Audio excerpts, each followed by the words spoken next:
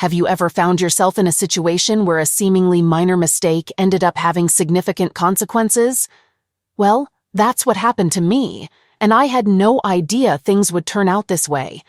Trust plays a crucial role in any relationship, and it takes a lot of hard work to build it, but it can be shattered with just one wrong move. Unfortunately, I made that mistake, and I still regret it to this day. I'm a 36-year-old woman, and I'm married to my husband, who is 40 years old. We've been married for 2 years now. My husband is a professor at our local university, and I work there as an assistant professor. I joined the university 3 years ago because they offered a good salary and shorter working hours compared to my previous job. My husband holds a senior position at the same university, and he's highly respected there. I actually met my husband at the university when I was hired as an assistant professor to work under his supervision. He was even part of my interview process. I developed an immediate crush on him because he was intelligent and fun. I was ecstatic when I got the job working alongside him.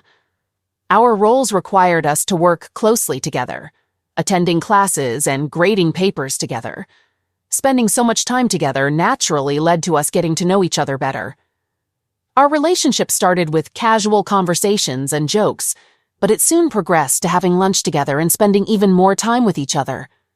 The attraction between us was mutual, and it didn't take long before we officially became a couple. After being together for a year, my husband proposed to me, and I accepted. I enjoyed his company, and I was impressed by his respected position at the college. His authoritative demeanor was something I found attractive, and he always took good care of me. So I said yes, and we had a small wedding ceremony to celebrate our union. Our married life was going smoothly. I had moved into his cozy bungalow, and we were happily living together. Our life together was going quite well, especially since we also worked together. I was content and satisfied in my marriage, feeling like I had everything I ever desired. My husband embodied the qualities of a perfect alpha male, strong, confident, and charismatic. He had a clear sense of purpose and knew how to achieve his goals. I deeply admired his intelligence and strong work ethic. I believed we were an ideal match. However, I ended up losing him due to a small mistake I made a year into our marriage.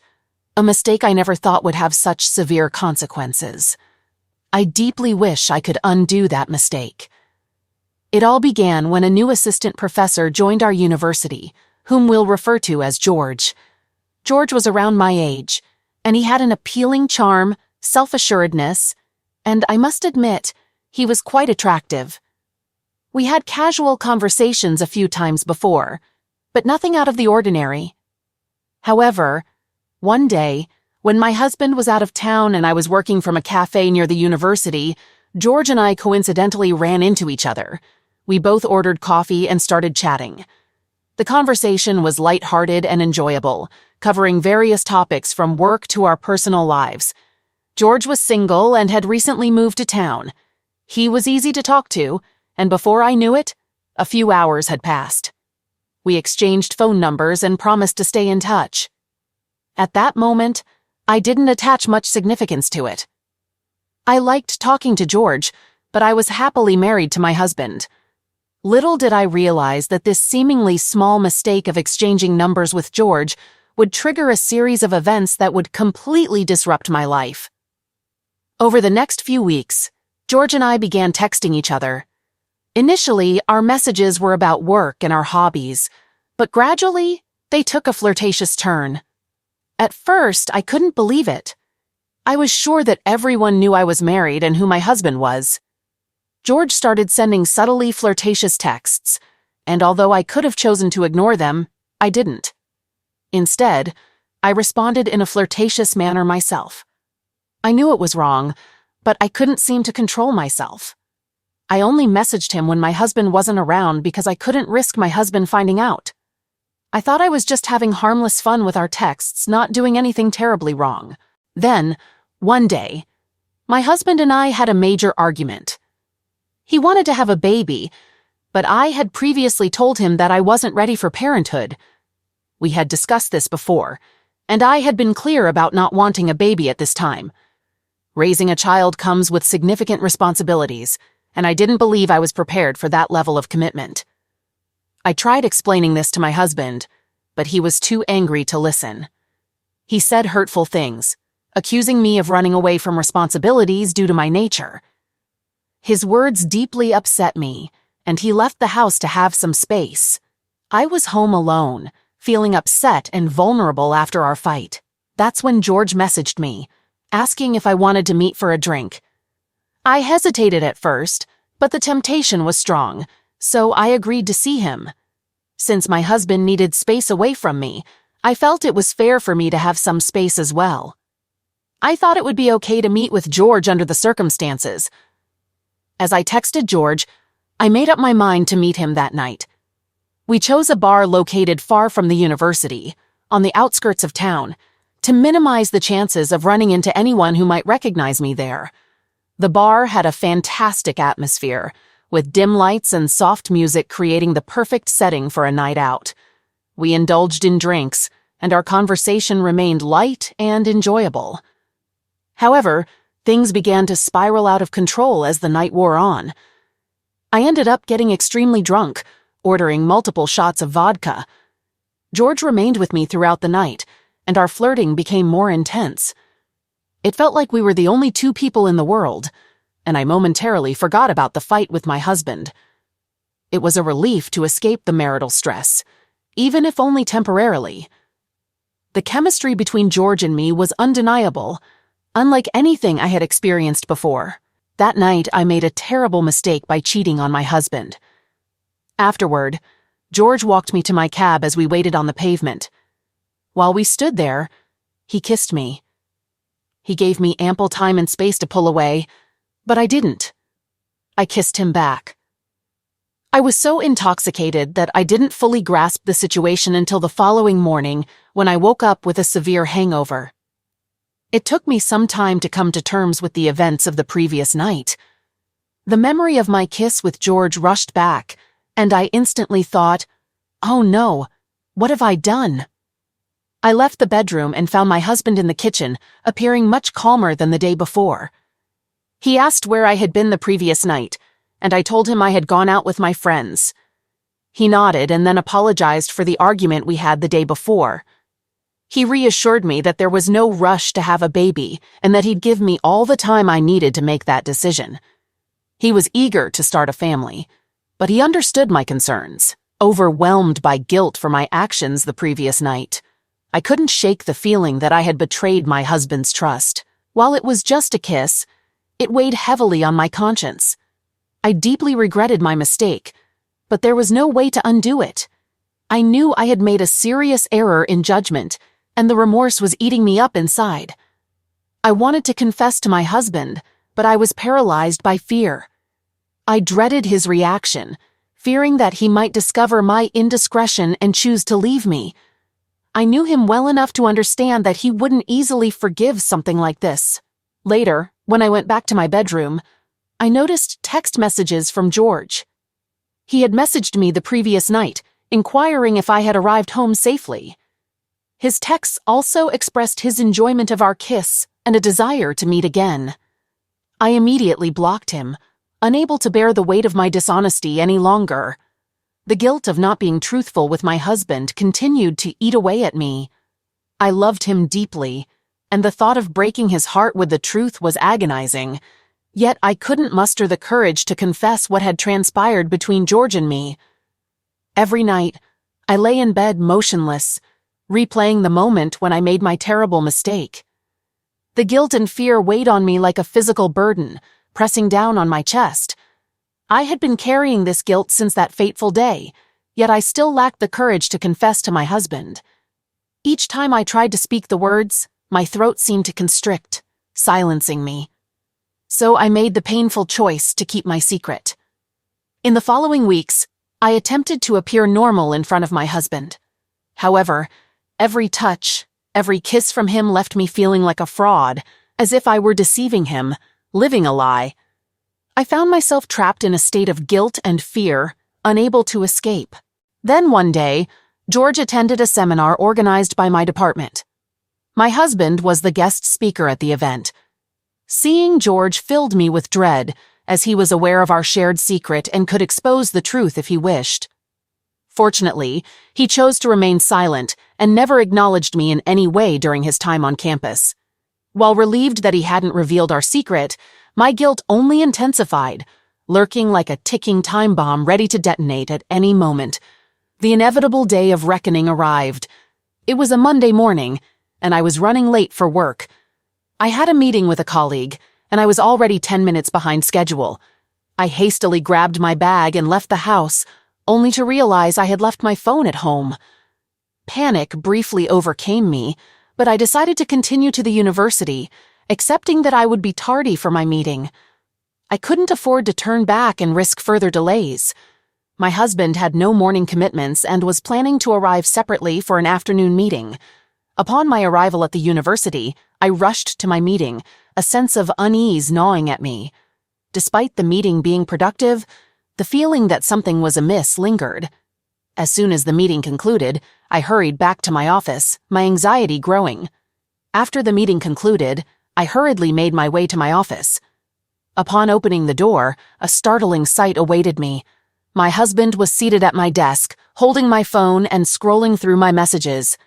I stood frozen, realizing that a reckoning was imminent. My small mistake had finally caught up with me. My husband raised his eyes to meet mine, a profound sense of betrayal etched in his gaze. At that moment, I felt like the greatest fool on earth. He rose from his seat and handed me my phone, his voice barely above a whisper as he questioned, "Why did you do it?" He had meticulously examined my text messages with George, reading our flirtatious exchanges, references to the kiss, and the content of our texts. I found myself utterly speechless, aware that there was no justification for my actions. All I could do was lower my head in shame and await the consequences. My husband explained how he had sensed something amiss in my behavior during the past few weeks, believing it was related to our disagreement about having a baby. Consequently, he had offered me space, assuming I was still upset. He expressed his disbelief, saying, "I never thought you'd betray me like this." He left my office without uttering another word, leaving me alone with my overwhelming guilt and shame. I recognized that I had irreparably damaged his trust, uncertain if I could ever regain it. For what felt like hours, I sat at my desk, numbed by shock and remorse. I had obliterated the most precious aspect of my life, my marriage, all due to a thoughtless kiss. Later, I returned home, compelled to clarify the situation with my husband, emphasizing my love for him. He sat on the living room couch, sipping his whiskey. Approaching him, I attempted to hold him, explaining what had occurred. However, he rebuffed my touch and pushed me away, his eyes filled with cold detachment and seething anger. I understood that I had deeply wounded him, and there seemed to be no way to make amends. An urgent need to elucidate the situation engulfed me. I confessed that the kiss had been a result of extreme intoxication, emphasizing it was merely a kiss. He regarded me with intense anger but remained silent before ultimately leaving the house. In the following days, my husband barely uttered a word to me.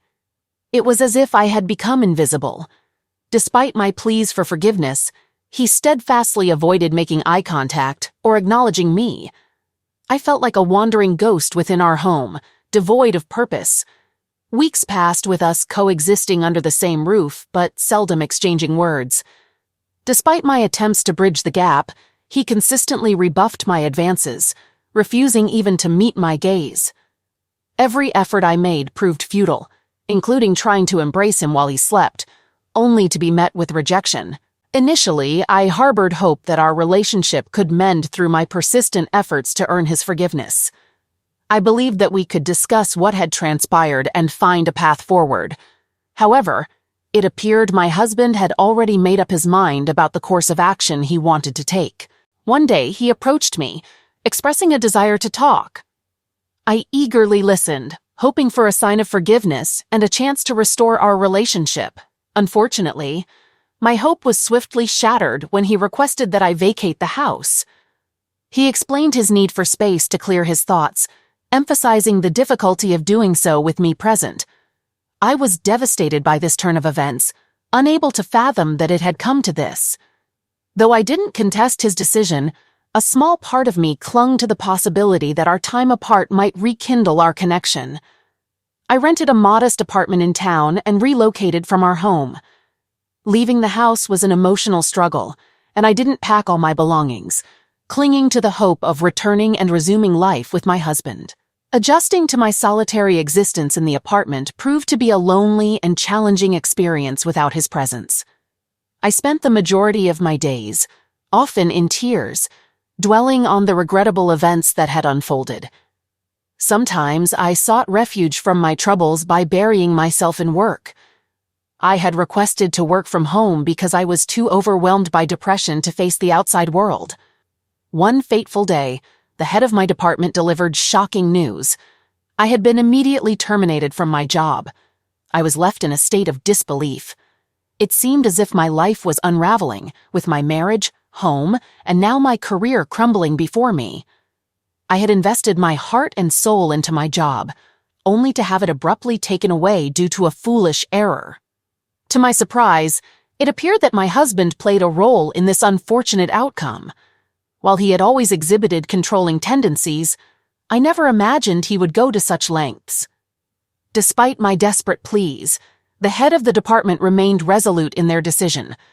They revealed that my husband had personally called and demanded my termination, threatening to resign if they did not comply. He had wielded his influence and authority within the university to orchestrate my dismissal. Left without a job and a place to call home, I felt utterly adrift and powerless. The weight of guilt and shame from my transgressions still burdened my heart, and now I had to grapple with the repercussions of my husband's vengeful actions. Days turned into weeks, and I struggled to make ends meet. My savings were meager, and despite applying for jobs far and wide, I received no offers. I felt like a failure in every aspect of my life. However, an unexpected turn of events occurred when George reached out to me. He had resorted to emailing me since I had blocked his contact on my phone. Retrieving my mail wasn't a challenge, since George also worked as a professor at the university where I used to be employed. He informed me that he had heard about my situation and expressed a desire to assist me. Initially, I hesitated because, in many ways, he was the root cause of my predicament. I was already without a job, and my husband harbored strong resentment toward me. I couldn't fathom how things could worsen, so I decided to meet George to see what he had in mind. Our rendezvous took place at a cozy cafe near my apartment. George was impeccably dressed in a sharp suit and wore a charming smile. He kindly offered to buy me a coffee, and we settled at a small table by the window. As I poured out my troubles to him, he attentively listened. I divulged the entire saga involving my husband, my job loss, and my life spiraling out of control. Speaking with him brought a sense of relief, as if a heavy burden was finally lifting from my chest. It marked the first time I had shared my ordeal with someone. After I had finished recounting my troubles, George remained silent for a moment. Then, he leaned forward and gently took my hand. In a soft tone, he apologized, expressing his unawareness of the extent of my suffering. His gaze locked onto mine, and for an instant, I felt myself immersed in his eyes. They held a warmth and kindness I hadn't encountered in a long time, almost providing solace. "I want to help you," he offered, his gesture comforting. Despite appreciating his offer, I initially declined, fearing it would only further enrage my husband. I didn't want to exacerbate the situation. However, as my circumstances grew increasingly dire with each passing day, I found myself contemplating George's proposition more seriously. With no other viable options and believing in George's genuine intent to assist, I reached out to him. He had connections within the academic realm and promised to aid me in securing a new job. My attempts to communicate with my husband had been futile. He had been avoiding my calls and refused to acknowledge my existence. I had called him repeatedly to discuss my job termination, but his silence was deafening. Thus, I informed George of my change of heart, and he proceeded to help me secure a new position at a different university. I had a glimmer of hope that my life was finally getting back on track. Securing a job marked the first step toward making everything right. George also assisted me with my CV and cover letter, and I expressed deep gratitude for his help. We hadn't been friends for long, yet this guy was going above and beyond for me. I suspected that George was motivated to help me due to his own guilt regarding what had transpired. We refrained from any flirting or inappropriate behavior. His approach to assisting me in finding a job was sincere. My thoughts often drifted to my husband, and I yearned to earn his forgiveness. I made an attempt to speak with him at the university, but he didn't even acknowledge me, simply instructing me to leave. My desperation to win back his forgiveness was growing. Weeks passed, and I settled into my new job. The work was demanding but fulfilling, and I was gradually rebuilding my life. Despite multiple attempts, my husband never answered my calls or responded to my messages. I continued to reside alone in my small apartment, with George as my sole confidant. Just as I was finding stability in my work, I was unexpectedly terminated from that job as well. I suspected that my husband was behind this setback as well. I visited my husband at his home and confronted him, questioning what he wanted by continuously taking away my job opportunities. He grew furious and claimed that I should have considered the consequences before cheating on him. My husband had learned from his friends that I had obtained my new job with George's assistance, which led him to believe I was having an affair with George. He expressed his hatred for me and wished he had never met me. His intense anger frightened me. I attempted to explain that nothing was happening between me and George. He was merely helping me find work. I swore it was the truth, but my husband remained skeptical. In my desperation, I tried to justify the events of that fateful night once more, emphasizing how intoxicated I had been with too many vodka shots. However, my husband scoffed at my attempts, refusing to accept my justifications. That night, it felt like I had lost my husband. The distance and iciness in his voice made it evident that he no longer wanted anything to do with me. Tears welled up in my eyes as I left his house, this time with the sinking feeling that I might never return. I continued applying for jobs elsewhere, only to face rejection at every turn. I also distanced myself from George. Seeing him brought back the guilt of that night when we kissed and served as a painful reminder of all that followed. One day, as I returned to my apartment following another job interview, I discovered an envelope awaiting me. It contained divorce papers sent by my husband. Tears welled up as I gazed at the papers, realizing that my marriage was ending because of my actions. It hit me hard, understanding that a single kiss had unraveled my entire world. I never imagined that one mistake could cost me my marriage and much more. Yet here I was, alone and without anyone to lean on.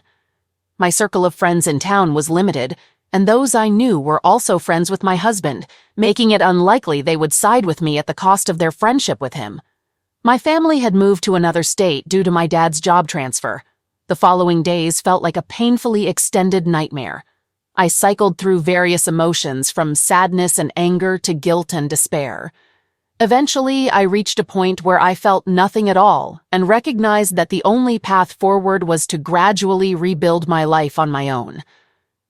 I took a deep breath, wiped away my tears, and realized it was time to confront reality and move forward.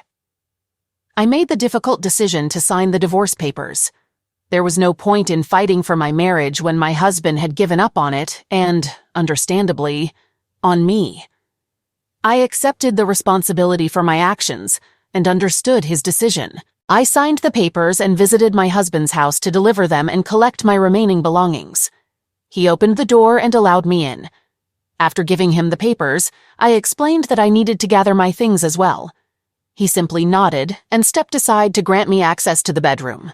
While going through my belongings, I stumbled upon a small note my husband had written for our first anniversary. It read, "I love you more than anything in this world. You are my life, my soulmate, and my partner in crime. Happy anniversary, my love." The note brought tears streaming down my face. How had things gone so awry? How did our love dissipate? I packed my belongings as best as I could and left his house. hoping for a fleeting, longing glance from him, but only encountering coldness in his eyes. Upon returning to my apartment, I decided to take a break from everything and embarked on a walk. Lost in thought, I wandered aimlessly and failed to notice an oncoming car speeding toward me. A stranger intervened, pulling me to safety just in the nick of time. This incident jolted something within me. I resolved not to remain a damsel in distress any longer and to seize control of my life. I sent a message to my husband, stating that if he was resolute in his decision, I wished for the divorce to be expedited. He didn't respond directly, but his lawyers contacted me and assured me that the divorce proceedings would be swift since it was an amicable divorce. They outlined the terms, including a fair division of my husband's life earnings. I understand I didn't merit it, and he wasn't willing to share with me willingly. Legal obligations required him to do so. I asked them to relay to my husband that I didn't require his money or assets. Despite losing my job and needing the money more, I hoped this might lead to his forgiveness. Unfortunately, it didn't.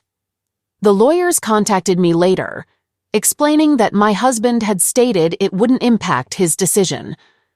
Our divorce proceedings commenced promptly and proceeded as smoothly as possible. During our court appearances, my husband never cast a glance in my direction and communicated solely with his attorneys. His chilly demeanor deeply pained me. The court granted our divorce within 3 months. I clung to hope until the last moment. When the judge inquired if my husband was certain about proceeding, I waited for him to say otherwise. However, that moment never arrived. My husband appeared relieved to sever all ties with me after the divorce, while I continued to miss him every day. I wished I could turn back time and rectify my mistake, but that remained a mere wish. I had to bear the burden of destroying my relationship with my husband for the rest of my life. After the divorce, I had lunch with a friend who had reached out, mentioning it had been a while since we connected. I wasn't particularly enthusiastic, but I agreed nonetheless. This friend was a mutual acquaintance of mine and my husband's. She informed me that my husband had begun dating again. As soon as the words left her lips, she realized what she had disclosed and promptly changed the topic. I couldn't believe what I had just heard. I acknowledged my grave error but still loved my husband deeply and hadn't contemplated moving on. Yet he seemed to have moved forward effortlessly. I probed for more information, but she remained tight-lipped. I had no one but myself to blame for my predicament. Had I not made that foolish mistake, I'd still be at home with my husband. I can't alter the past, so I'm focused on adapting to the current changes. I realized I couldn't keep encountering my husband or witness him with another woman. To escape this pain, I thought leaving town was the best solution. No one was likely to offer me a job here, especially now that my divorce was public knowledge. I secured a job in a nearby town, albeit with a significantly lower salary than what I used to earn alongside my husband. With no other choices, I accepted it and relocated. My presence doesn't matter to anyone in this town, one way or another. I'm simply trying to get through each day for now. Some days are exceedingly tough. I'm contemplating saving some money and seeking therapy. Perhaps it can help alleviate the guilt weighing on me. I'd appreciate hearing your thoughts. Update. To those inquiring about my current well-being, thank you for asking. To be honest, I'm uncertain if I'm okay or not. Processing everything that has occurred remains challenging, but I attempt not to dwell on it excessively. Whenever I reflect on the past few months, it leads to breakdowns. I'm hoping that time will bring improvement. Regarding the comments asking if my husband or I attempted to contact each other post-divorce, I did make an effort to reach out, but he blocked my number and other social media platforms. I sent him a letter apologizing and expressing my hope for a conversation, but as expected, there was no response from him. Update. It's been over a year since my last update. Much has changed since then. I believed I was finally making progress in life. My breakdowns had become less frequent. I was actively attending therapy sessions. Fortunately, I hadn't lost my job, which was as good as it could get. Over the past year, I made several attempts to reach out to my ex-husband, but he never responded. I even sent birthday wishes via mail, and our anniversary was especially tough for me. Despite my efforts, he remained silent, still blocking me on his phone. I knew he was dating someone, as a friend had informed me. I thought that with time, he might have forgiven me, and, at the very least, engaged in a conversation with me. Simply talking to me would have meant a lot, but that hope dwindled, and I started trying to move forward with my life. Just as I was taking steps to move on, a recent event set me back. Last month, I had to visit the town where my ex-husband resides for some document verification. I needed his signature on certain documents and tried to contact him through email, but received no response. Eventually, I decided to go there in person. Perhaps a small part of me sought any excuse to see him again. Meeting him after such a long time made me incredibly anxious. When I rang his doorbell, I was taken aback by what I encountered. A young woman opened the door, who was not only quite attractive, but also visibly pregnant. It was clear she was carrying his child, and it stung to see another woman in his home in that condition. The thought of how it could have been me in that situation hit me hard, especially since we had argued about having a child on the night I went out with George. Guilt washed over me as I stood there, envisioning how things might have been different if we'd had a child to connect us. I struggled to hold back tears, reminding myself not to cry in my ex's house in front of the woman carrying his child. I introduced myself and explained the need for his signature. She recognized me and said he was out, instructing me to leave the documents with her. She would take care of sending them to me. It felt like I was being pushed out of the house that had once been mine. With tears in my eyes, I nodded and provided my address before leaving the house. After that day, I began experiencing breakdowns once again. I started having dreams about him, that woman, and their child. I scheduled a therapy session, but even that didn't provide relief. I've come to realize that I cannot escape the weight of this guilt and regret. It will always be with me,